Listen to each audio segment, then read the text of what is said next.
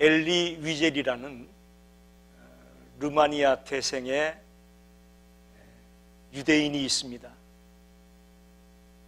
그 사람은 1944년에 독일의 아우슈비츠 수용소에 수용이 되어서 죽을 고비를 넘겼다가 겨우 살아나온 홀로코스트입니다. 이 사람이 그때 겪었던 자기의 경험담을 책을 썼습니다. 밤이라는, 나이트라는 제목의 책입니다. 그 엘리 히젤이 책에서 이렇게 쓰고 있습니다. 제2차 세계대전 당시에 독일에 살고 있던 많은 유대인들이 나치 정권 하에 학살을 당하게 되죠. 그 모든 학살을 진두지휘한 사람이 누구냐? 아돌프 아이히만이라는 사람입니다. 아돌프 아이히만이라는 사람이 독일 장교인데 600만의 그 수많은 유대인들을 학살하는 일에 가장 주동자였던 인물입니다. 한 번은 이 강장에 이렇게 아치 모양을 만들어 놓고 거기에 유대인 한 소년을 목을 매달아 죽였어요. 그리고는 유대인들로 하여금 그 아치 터널 밑으로 지나가게 하는 거예요. 잔인하죠. 그때 이 엘리 위젤이 지나가면서 아이만에게 물었습니다. 하나님이 지금 어디 있느냐? 그랬더니 이 아돌프 아이히만이 하는 말이 하나님은 지금 저 소년과 같이 죽어가고 있다. 아주 뻔뻔하죠. 그렇게 얘기했던 인물이 이제 독일이 패망을 하면서 자기가 저지른 그 끔찍한 죄악 때문에 처벌받을 것이 두려워서 잠적을 해버렸습니다. 그러나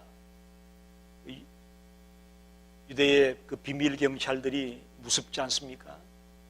그 비밀 경찰들이 찾아냈어요. 찾아냈더니 어디 있느냐? 아르헨티나의 한 산골에 들어가서 이름을 바꾸고 모든 걸 바꾸고 거기서 숨어 살고 있는 아돌프 아이히만을 발견한 겁니다. 그리고 그를 끌고 와서 전범 재판에 넘겨가지고 그가 1962년 6월 1일 날 교수행으로 죽습니다. 그때 이 밤이라는 책의 마지막에 엘리 히젤이 이렇게 쓰고 있습니다. 두 번째 묻는 거죠. 하나님은 어디 계십니까? 그럴 때에 엘리 히젤이 대답하기를 하나님은 지금 아이히만을 심판하고 계십니다.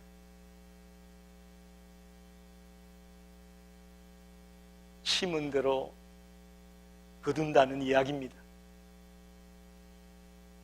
자기가 심고 그 일로부터 도망갈 것 같지만 도망갈 수 없고 고스란히 거두게 된다는 것을 이야기하는 그런 책입니다.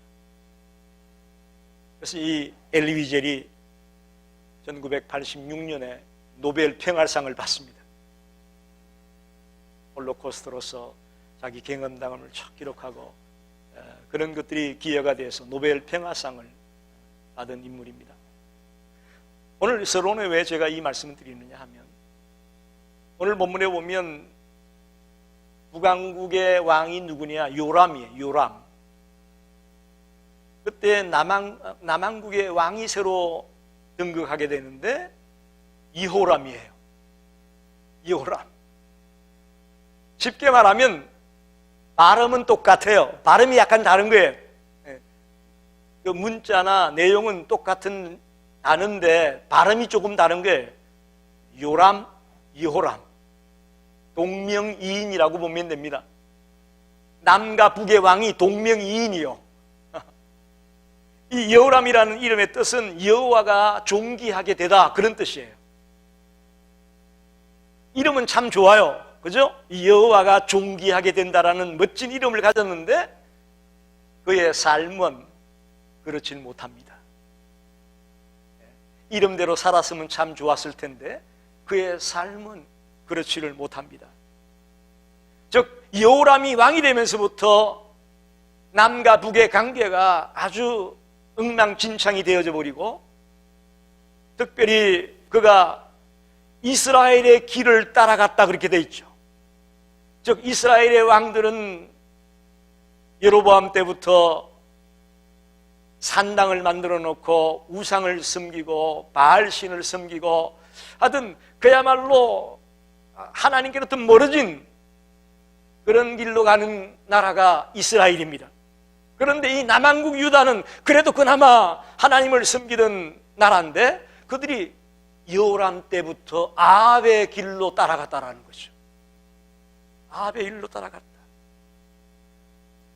도대체 오늘 여호람이 왕이 되면서 뭘 심었기에 이렇게 잘못된 것들을 거두고 있는지를 생각하면서 저와 여러분이 은혜 받고 도전받기를 원합니다. 그렇지, 이 여호람이 뭘 심었기에 이렇게 안타까운 열매를 거두게 됐을까? 첫째는 이 여호람이 아합의 딸 아달랴와 결혼을 하게 되면서 잘못된 결혼의 씨앗을 심었다라는 얘기예요. 그것 때문에 문제가 시작이 된다, 그렇게 볼 수 있습니다. 자, 여호람의 아버지가 여호사밧이라고 나와 있습니다. 이 여호람의 아내가 아달랴인데 아달랴의 아버지가 누구냐? 아합이에요. 그러니까 부모들 때부터 아합과 여호사밧이라는 부모들 때부터 서로 친분이 있었어요.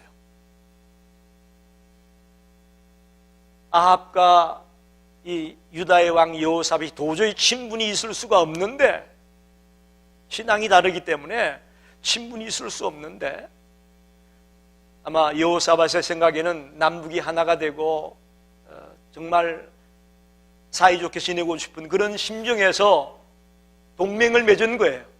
그래서 아람과 전쟁을 하게 되면서 북과 남이 하나가 되어서 같이 싸우고 그런 일을 합니다.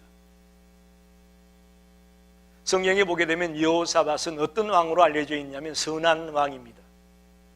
선한 왕이고 정말 하나님을 신실하게 경외하는 왕입니다. 또 영적으로 순수한 왕이었습니다. 그걸 뭘로 알 수 있느냐? 역대하에 보면 그가 전쟁에 나가는데 암몬과 모압을 무너뜨리는, 어떻게 무너뜨리느냐? 제일 앞에 장수들이, 군인들이 나가는 게 아니고 찬양대가 섰어요. 이게 말이 됩니까? 적들이 지금 칼을 들고 창을 들고 쫓아오는데 제일 앞에 찬양대를 세우고 전쟁터에 나가는 그런 왕이 여호사밧이에요. 순수하고 선하고 신실하게 하나님을 섬기는 왕이 여호사밧입니다. 그 반면에 아합은 어떤 사람이에요? 바알신 숭배에 아주 제악의 길을 걷던 사람이 아합이에요. 그의 와이프가 이세벨 아닙니까?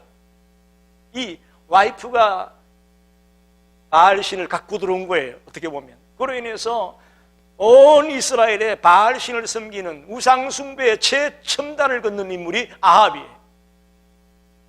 그런데 이 두 사람이 친분이 있고 관계가 있어요.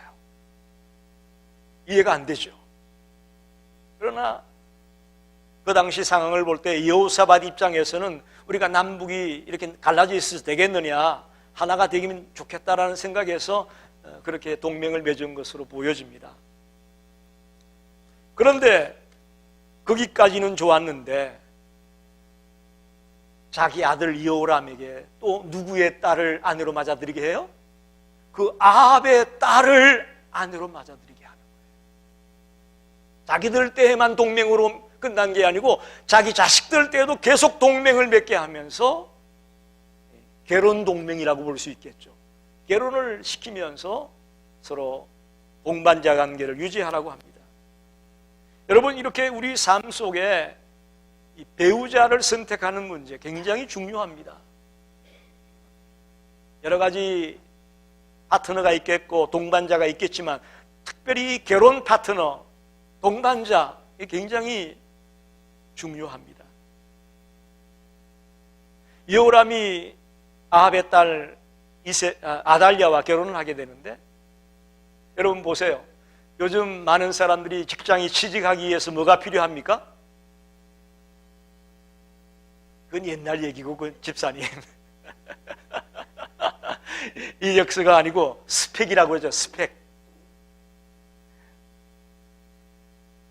다시 말하면 그의 학력, 토익 점수, 자격증을 몇 개나 가지고 있느냐, 무슨 경험이 있느냐, 이런 걸 가지고 취직할 때 도움이 된다고 해서 그걸 스펙이라고 말들 합니다. 여호람이 볼 때에 아합의 딸 아달랴는 스펙이 좋았어요. 어떻게 생각하세요? 첫째로 왕족입니다. 그죠? 비록 유다가 아니고 다른 나라의 왕의 딸이지만 왕족 출신이다. 두 번째는 공주다. 그 이웃나라 왕의 딸이니까 공주다. 공주라는 스펙이 있지 않겠느냐. 그리고 왕의 딸이니 혼숙감이 어마어마할 거다. 그죠? 만약에 결혼하면 그 가져올 재력, 이 물질적인 것, 이게 엄청나지 않겠느냐? 그렇죠. 일개 나라의 왕의 딸이 시집을 가는데 대단했겠죠. 또 하나 스펙은요, 미모가 뛰어났을 것으로 추론합니다. 뭘로 그런 미모가 뛰어났다고 할 수 있느냐? 그 어머니가 누구라 그랬죠? 이세벨인데 시돈의 여인입니다. 시돈의 여인이 아합에게 시집을 온 거예요. 그러니까 아합이 이방 나라인 시돈 여인을 아내로 맞아들었다. 이거는 보통 미모가 아니고서야 그렇게 할 수가 없다는 거예요. 아주 절세 미인이기 때문에 아합이 이방 나라의 시돈 땅의 여인을 아내로 데려왔다는 거죠. 그러니까 그의 딸이니까 이 아달랴도 굉장히 예쁘지 않았겠느냐, 이렇게 추론을 합니다. 자, 결혼의 조건으로 뭘 봤다고요? 왕족이다, 공주다, 재산이 많을 거다, 또 잘생겼을 거다, 이런 것들을 가지고 아내를 맞아들였어요. 그런데 여기서 여러분, 결정적인 미스테이크가 하나 있습니다. 스펙 가운데 가장 중요한 스펙이 빠졌어요. 그게 뭘까요? 할렐루야! 신앙이라고 하는, 믿음이라고 하는 이 스펙이 빠졌어요. 우리 크리스천에게서 가장 최우선적인 스펙이 이 신앙의 스펙인데, 이 영성을 갖고 있느냐의 스펙인데, 그건 보질 않았어요. 그건 보지 않고 세상 사람들이 보는 그런 물질적인 것, 외형적인 것만 보고 여호람이 아달랴를 아내로 맞아들었다는 것입니다. 쉽게 말하면 남한국 유다가 북왕국의 딸, 즉 아합의 딸 아달랴를 잘못된 스펙만 보고 아내로 맞아들임으로 말미암아 엄청난 비극이 벌어집니다. 남한국 유다 안에 엄청난 비극이 벌어진다는 거예요. 한마디로 말하면 아달랴는 자기 아버지가 믿었던, 어머니가 믿었던 바알 신을 섬기는 사람입니다. 그러니까 바알 신을 그대로 갖고 들어오죠. 그리고 산당을 지어가지고 예루살렘 주민들에게 하면 음행의 죄에 빠지게 만들고 또 온 유다 백성들을 미혹시킵니다. 그리고는 급기야 유다의 왕들이 누구의 길을 쫓아갔다? 이스라엘의 길을 따라가게 되는, 아합의 길을 따라가게 만드는 그런 비극을 불러옵니다. 어찌 보면 여러분 작은 것처럼 보여져요. 아내를 잘못 데리고 온 것, 그것 때문에 뭐 이렇게 엄청난 비극이 일어나겠느냐라고 생각하기 쉬운데 그렇지 않습니다. 이 작은 것 하나를 잘못 심었기 때문에 엄청난 비극들을 거두게 된다는 거죠. 두 번째 생각해 볼 것은 그럼에도 불구하고 하나님은 신실하시다는 거예요. 그 내용이 오늘 본문에 있습니다. 18절 하반에 보니까 여호람이 여호와 앞에 악을 행했습니다. 그걸 하나님이 봤습니까? 안 봤습니까? 하나님이 다 지켜봤습니다. 근데 19절에 여호와께서 그의 종 다윗을 위하여 유다 멸하기를 절개하지 아니하셨으니 이는 그와 그의 자손들에게 항상 등불을 주겠다고 말씀하셨음이더라. 즉 하나님이 다윗의 후손들이 계속 왕위에 오를 것이라는 약속을 했습니다. 그 약속을 계속 지키시고 있다라고 말하고 있습니다.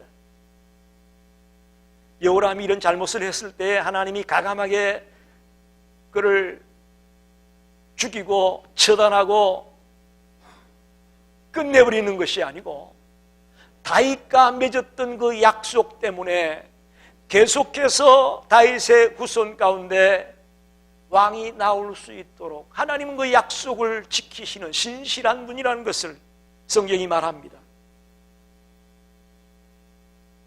그래서 끝내 이제 남한국 유다가 바벨론에 멸망하게 되지 않습니까? 그 바벨론에 멸망할 때까지 놀랍게도 남한국 유다는 계속해서 다윗의 후손들이 왕위에 오르게 되는 역사의 현장을 보게 됩니다. 여러분, 우리 인간들은 한번 사랑하면 끝까지 사랑하게 됩니까? 못합니까?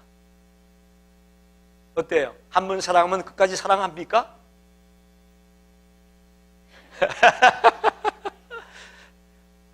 존경합니다. 존경합니다. 우리 인간들은 사랑한다고 했다가 또 한순간 변질되기 쉽고 멀어지기 쉬운 것이 인간입니다. 저도 그래요. 여러분에게 중보기도 해주겠습니다. 여러분의 문제를 내가 기도해 주겠습니다. 그러지만은요, 저도 아파서 들어누우니까 이게 기도를 못하게 되더라고. 저도 몸이 괴롭고 힘드니까 중보기도를 계속해서 못하게 되는 일이 일어나더라니까요. 그러나 놀랍게도 우리 하나님은 한 번 약속하신 것은 절대 변치 않고 계속하시는 하나님임을 믿으시기 바랍니다. 신실하십니다. 변하지 않습니다. 저는 그동안 목회하면서 끝까지 목사님과 같이 신앙생활 하겠습니다. 절대로 목사님을 내가 배반하지 않겠습니다. 열심히 목사님을 보필하겠습니다. 이런 성도를 제가 많이 만나봤어요. 많이 만나봤어요. 그런데요, 그대로 됐으면 얼마나 좋겠어요. 그런데 배신하게 되더라고요. 배신하는 자들이 많더라고요. 그런데 놀랍게도 그러나 저를 버리지 않는 분이 계십니다. 하나님입니다. 할렐루야. 여러분도 마찬가지예요. 여러분 주변에 여러분을 사랑한다, 내가 너의 친구다, 나는 절대 너를 버리지 못한다, 그런 사람이 많이 있을 거예요. 그러나 여러분 몰라요. 언제 어느 때 여러분을 버리고 떠날지 몰라요.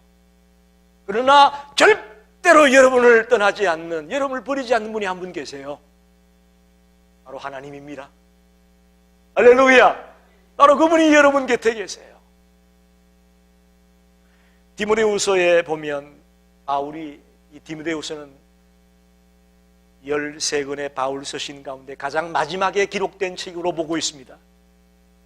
가장 마지막에 바울이 쓴 책인데, 이제 자기가 로마에서 참수형을 당하기로 결정이 났습니다. 참수형 뭔지 아시죠? 목이 잘라져서 이제 죽을 거라는 판결이 다 났습니다. 이제 죽을 날이 가까웠습니다. 그때 이 기록한 말씀인데 거기 이런 말씀이 있어요. 처음 재판을 받을 때 자기를 따르는 사람이 다 떠났다는 거예요. 그동안 그렇게 열심히 물질적으로 도와준다고 하고 여러 가지로 자기를 기도해 준다고 했던 많은 사람들이 있었는데 자기가 재판을 받게 되니까 다 떠났다는 거예요. 다 떠나고 아무도 옆에 없다는 거예요. 그런데 그래도 나는 그들을 원망하지 않는다 이렇게 고백합니다. 그러면서 하는 말이 주께서 내 곁에 서서 나에게 힘을 주고 있기 때문에 나는 실망하지 않는다. 원망하지 않는다. 할렐루야. 이게 바울의 고백이에요. 다 떠났습니다. 잘못도 없는 바울이 억울하게 재판을 받는데 그걸 보고는 다 떠났어요. 다 원망하고 다 떠났어요. 그러나 바울은 그것 때문에 쓰러지지 않았어요. 왜? 내 곁에 서서 나에게 힘을 주는 주님이 계시기 때문에 이겨낼 수 있었다는 거죠. 여러분, 저와 여러분에게 정말 신실한 동반자가 필요합니다. 여호람에게 아달랴라는 잘못된 동반자 때문에 그의 인생이 엉망이 되었는데 저와 여러분에게 정말 신실한 동반자가 필요합니다. 물론 여러분 곁에 있는 남편이 될 수도 있고 아내가 될 수도 있고 자식이 될 수도 있겠지만 그러나 한결같이 신실하게 우리의 동반자가 될 수 있는 분 바로 주님이십니다. 예수 그리스도가 여호와 하나님이 성령님이 여러분의 동반자가 되기를 간절히 원합니다. 이분이 우리의 동반자로 우리의 파트너가 된다면 우리의 삶은 정말 끝까지 달려가는 삶이 될 수 있다고 저는 믿습니다. 이제 마지막으로 이 여호람이 거두게 되는 열매를 봅시다. 어떤 걸 거두게 되는지. 첫째로 보니까 남한국 유다에게 잘 동조를 해줬던 에돔이라는 나라가 반역을 합니다. 또 조그마한 나라인 림나가 또 반역을 합니다. 여러분, 유다의 속국으로 유다에게 많은 것을 도움을 줬던 그 나라들이 반역을 해서 떠나게 됩니다. 그 얘기는 무슨 얘기요?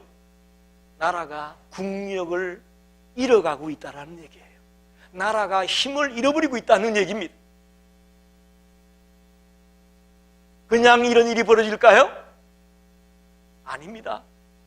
여호람이 잘못된 것을 심었기 때문에 여러 나라들이 유다를 배반하고 떠나버리는 이런 일들이 벌어집니다. 오늘 본문에 보니까 그 에돔을 되찾기 위해서 전쟁을 일으키죠. 군사를 동원해서 에돔을 정복하기에 따라 나갔는데 에돔을 정복하기는커녕 죽다 살아났어요. 그 게임도 안 되던 에돔을 정복도 못하고 자기들이 죽을 고비를 넘기고 겨우겨우 살아서 구사일생으로 돌아오는 일이 벌어집니다.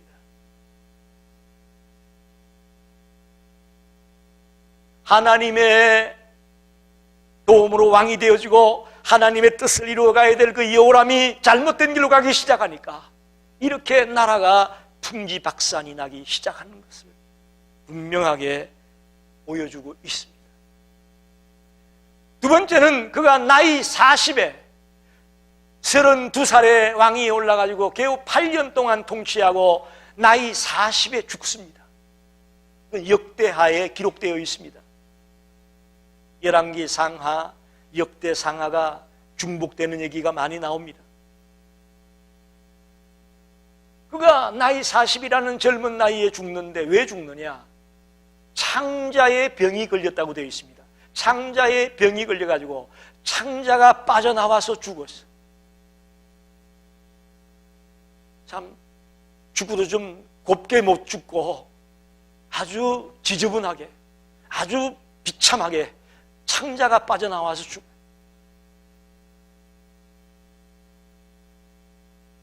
그러면서 역대하 21장 18절에 보니까 하나님이 여호람을 치사, 그가 창자가 빠져나와서 죽는 것을 표현하면서 하나님이 여호람을 쳐서 그렇게 됐다.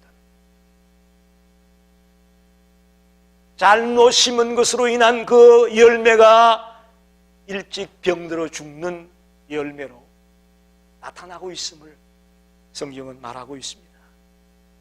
그리고 심지어는 오늘 본문에도 나오죠. 열왕의 묘실에 그 시신을 두지 못했다. 왕이 죽으면 열왕들을 묘시는 그 묘실에 두게 되어 있는데, 이 여호람은 안타깝게도 열왕들을 모시는 그 묘실에 들어가지도 못하고 다른 곳에 묻히게 되는 그런 비참한 자리에 들어갑니다. 마지막 하나는 끔찍한 결과인데요. 이제 여호람이 죽고 아달랴가 어떤 일을 벌이느냐, 자기 손자들을 다 죽여버립니다. 자기가 왕이 되려고. 여호람의 손자들이 많았는데 그 손자들을 이 아달랴가 다 죽입니다. 이런 할머니가 어디 있어요? 여러분 상상이 됩니까? 자기가 왕이 되려고 자기 손자들을 다 죽여요. 그런데 겨우겨우 요아스라는 한 손자만 누가 숨겨가지고 겨우 살려내고 나머지 손자는 다 죽습니다. 그래서 또 하나님이 뜻을 이루어요. 아달랴는 그야말로 유대 왕족들을 멸절시키기를 원했는데 하나님은 그 중에서도 역사하셔서 요아스를 살려두고 요아스가 그 다음에 왕이 되게 하죠. 하나님의 역사가 이렇게 오묘한 겁니다. 여러분, 여호람이 거두는 결과를 보십시오. 나라가 힘을 잃으면서 에돔이 반역합니다. 림나가 반역합니다. 한참 때의 나이인 젊은 40세의 나이에 그가 창자가 빠져나오는 병에 걸려서 비참하게 죽습니다. 그리고 그의 아내 아달랴가 자기 손자들을 다 죽이고 자기가 왕위에 오르려고 그런 끔찍한 일을 꾸밉니다. 비인간적인 도저히 있을 수 없는 일들이 벌어졌지만, 그러나 하나님은 신실하신 분이기에 하나님의 약속을 지키기 위해서 요아스를 살려내고 요아스가 애를 이어 유대의 왕이 되게 하시는 그런 하나님의 역사를 보게 됩니다. 여러분, 말씀을 정리합니다. 오래전 대학생 선교회 총재였던 김준권 목사님이 예수 칼럼이라는 요만한 신문에 요만한 쪽지에 칼럼을 매일 실었어요. 저는 한때 그 신문에서 그 칼럼을 오래가지고 스크랩을 해뒀어요. 스크랩을 해뒀는데 그분의 그 칼럼 내용 가운데 이런 칼럼이 있어요. 가라지를 심고 보리를 기대하지 말아라. 악습을 심으면서 어느 날 고매한 성품의 인물이 되리라고 기대하지 말아라. 시기와 정오를 심으면서 우정과 사랑을 기대하지 마라. 뱀의 알을 품고서 병아리가 깨어날 것을 기대하지 말아라. 중상과 모략을 심고 선의가 갚아지기를 기대하지 말아라. 게으른 사람이 성공을 거두는 것은 심지 않은 밭에서 곡식을 기대하는 것과 같다. 심은 대로 거두리라는 얘기를 김준권 목사님은 이렇게 설명했습니다. 육으로 심은 것은 육이고 영으로 심은 것은 영입니다. 저와 여러분의 인생에 육적인 것만 심으면 육적인 것만 거둘 겁니다.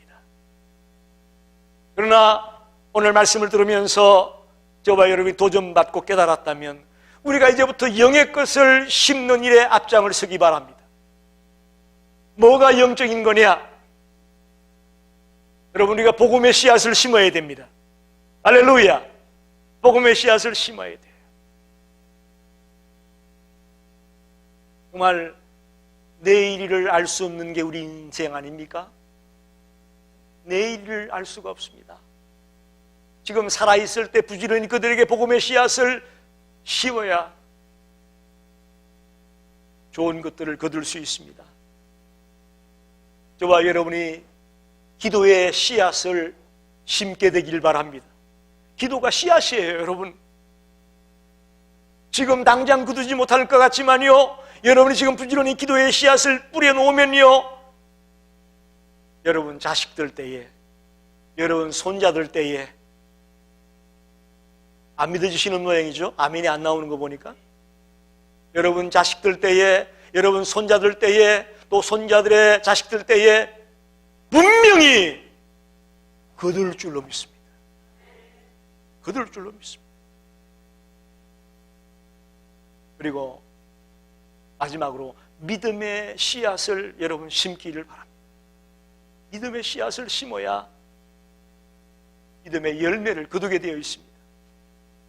우리가 교회 다닌다면서도, 주님을 믿는다면서도 사실 깊이 들어가 보면 믿음이 없어요.